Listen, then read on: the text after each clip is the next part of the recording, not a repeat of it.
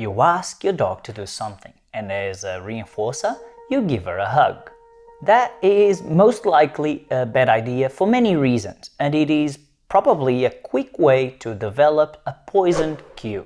It is Jose here from Train Me Please, a cue that gets poisoned. If you know how to prevent that, you will be a better dog tutor and your dog will listen more to what you ask.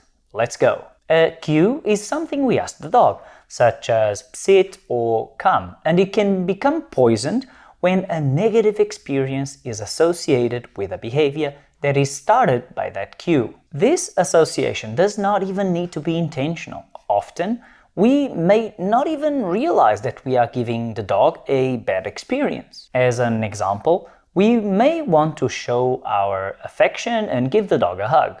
Some dogs can sometimes learn to tolerate this behavior, but if I am being honest with you guys here, the vast majority does not. As a general rule, dogs do not like to be hugged. You don't even need to take my word for it. Stanley Coren is a psychology professor and researcher that studies dogs and their relationships with people.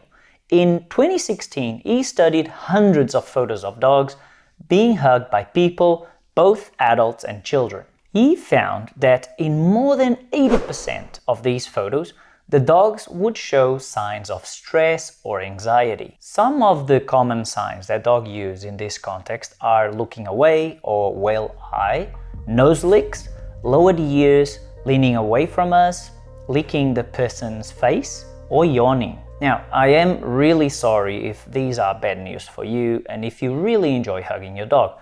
I am simply giving you the scientific facts, and I hope that this information is helpful to you. When we hug them, we are removing their choices and preventing them from moving away or escaping, which can lead to increased stress and anxiety. There are other ways of showing affection to our dogs, such as calm verbal praise, food treats, or play. Back to poison cues now. If you call your dog to you and he runs at full speed to you and you proceed to give him a tight hug, what do you think can happen to the recall cue in the future? I think that there are pretty good chances that the dog will be less likely to come when you call him in the future. Here's another example.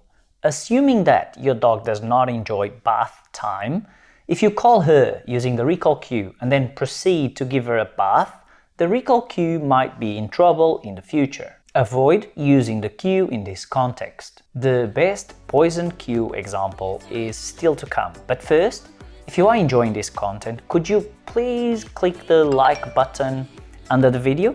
That really helps with making this content reach more people that can benefit from it. Thank you.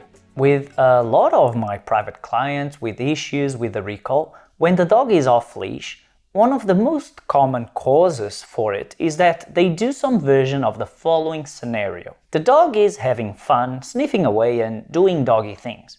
When it is time to go home, the human calls the dog, clips the leash on, and they go home. If the only moment you call your dog is when it is time to go home, you are running really high chances of poisoning the recall cue. The dog might know the recall cue really well, but the human has poisoned it by pairing that behavior with something that the dog doesn't really like.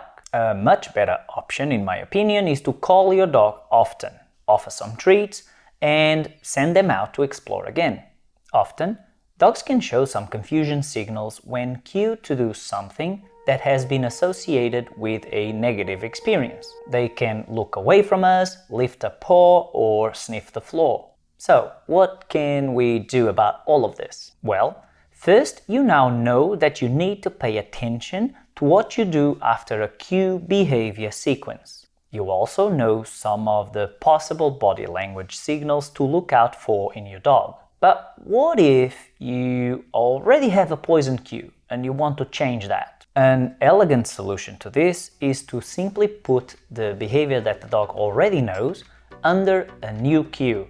Change from come to here, for example. Oh, and obviously avoid pairing the behavior with something that the dog might consider unpleasant. 2 more things before I let you go. 1. If you want to show your support for my video content, why don't you buy me a coffee? Link in the description below. 2. We spoke heaps about the recall cue here. If you want to teach your dog a reliable recall with some fun games, check out this video right here. Obrigado pessoal, até à próxima!